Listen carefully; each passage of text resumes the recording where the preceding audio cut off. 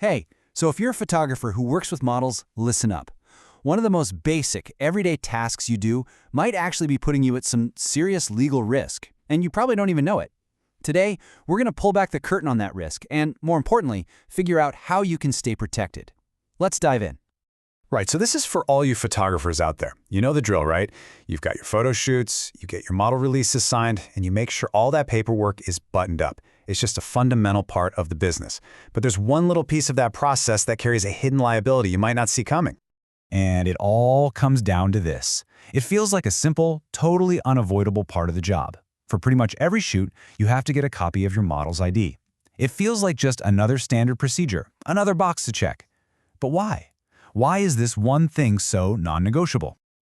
Okay, so let's start there, with this routine task. It turns out collecting that ID isn't just, a good idea. It's very often a legal requirement. The big reason is a U.S. law called 2257. It basically says you have to verify your model's age and get proof that they consented. Now, I know what you might be thinking, but I'm not in the U.S. Well, guess what? The second you upload your content to a website, any web platform, it becomes available in the United States, and boom, you automatically have to comply with this law. So yeah, collecting that ID feels absolutely mandatory.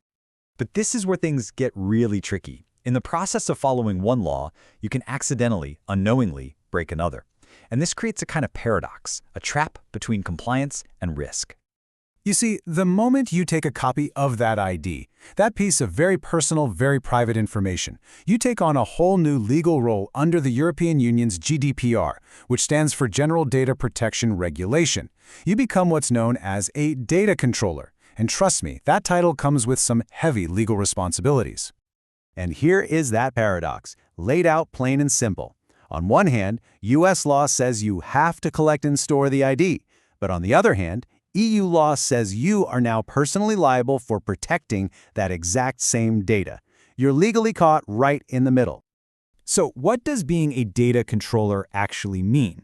It means you, the photographer, are now the one who's legally on the hook for keeping that model's personal info safe and secure. If that data ever gets mismanaged, or worse, leaks from your computer or your cloud storage, that liability falls squarely on your shoulders. And believe it or not, the risk doesn't just stop with collecting the ID. Oh no, it gets way bigger the moment you have to share it, which, as you know, is often a necessary part of the job. It's a super common scenario, right? You want to post your work, and the platform asks for the model's ID to verify your content and comply with their own rules. So what do? You have to provide it. But that simple act of sharing just kicks open a whole new door of problems. This whole thing creates a dangerous chain reaction. First, you collect the ID. Then, a platform asks for it. The moment you hit send and share it, you are potentially violating GDPR rules because you've just lost control of that data. From that point on, you have no idea where it's going. There's no chain of custody over that private information. And the absolute worst-case scenario? The source material we're looking at puts it bluntly. That data could be leaked, shared who knows how many times, and, I'm quoting here, potentially sold on the dark web to the highest bidder. Now that is the ultimate risk you're taking on as the data controller. So really, this is the question you've got to ask yourself. You got into photography to create amazing art, not to become some data security expert who has to manage sensitive information with massive legal and financial liabilities attached. Do you really want to expose your business and yourself to this kind of risk? Okay, so that's the problem, and it is a serious one. But the good news is there is a way to solve this compliance trap, a way to protect both yourself and your models. Let's take a look at a completely new way to handle verification. The source material for this whole explainer points to one particular type of solution, using a third-party verification service. The specific one they call out is a service named Bentide, and it's designed to do one thing: get the photographer out of that dangerous middleman position. So here's the idea, and it's actually really simple. The model verifies their identity directly with a secure platform like Bentide. What does this mean for you?